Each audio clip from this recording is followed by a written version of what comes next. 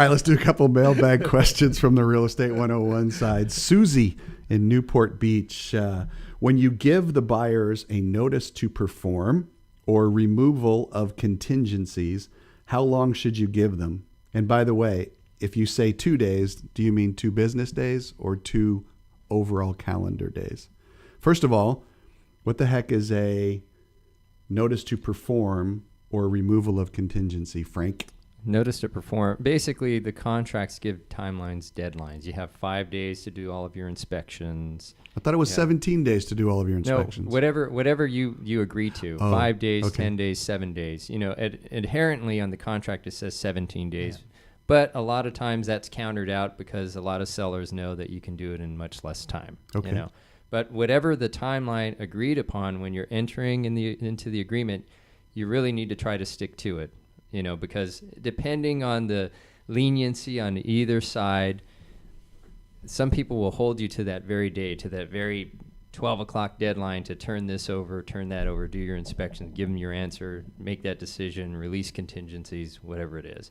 So I'd say, I know, there's a lot to think about in real estate. We're not just a bunch of, what did you say, 20% of us are? No, I said that. Okay. Scott would never say that. He's in the mortgage business. Oh, there you go. I can say it. Yeah. Well, and when you're giving notices, honestly, the contract sticks by a day basis, so it really doesn't have to be business days, it's days, So if you're given 24 hours, 1 day to do something, I'll understand if I sent that to you on a Saturday and tomorrow is Sunday. More than likely to be fair. Really that sounds like an unwritten rule. I don't like unwritten rules in contracts. We kind of need to dig deeper, probably understand the context of Susie's question, because it sounds like she either wants to back out of the offer she's getting, right? Stick to the time. Take another offer. Stick to the timeline as if it doesn't matter if it's a holiday or whatever day it is. Someone's giving you 24 hours to perform, and that's what it is. Usually I'm going to give 48 myself, and it depends on the severity of what their offense is. So on a 17-day contingency, on the 17th day, you're going to give them another 48 hours to sign off on the contingencies? Well, if it's 17 days, I'm not going to I'm not going to send a notice to perform.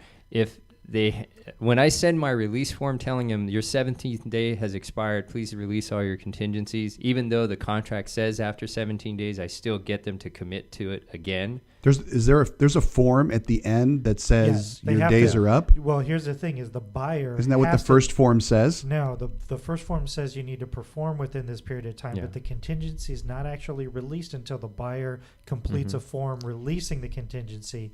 And the California residential purchase agreement, by default, if the buyer does not sign that, the contingency period stays in force for the entire term of the contract. Holy so Toledo.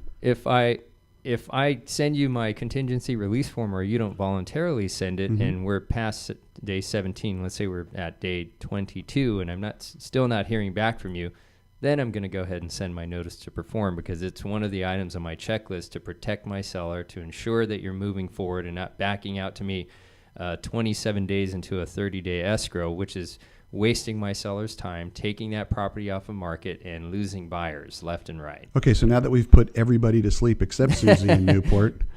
This is why the real estate agents handle the real estate and let the sellers and the buyers do their thing, because this side gets meticulously boring or very exciting to people like me and Scott who love paperwork. Oh my God. You guys are paperwork and you guys and are numbers. whacked. You're just whacked. All right.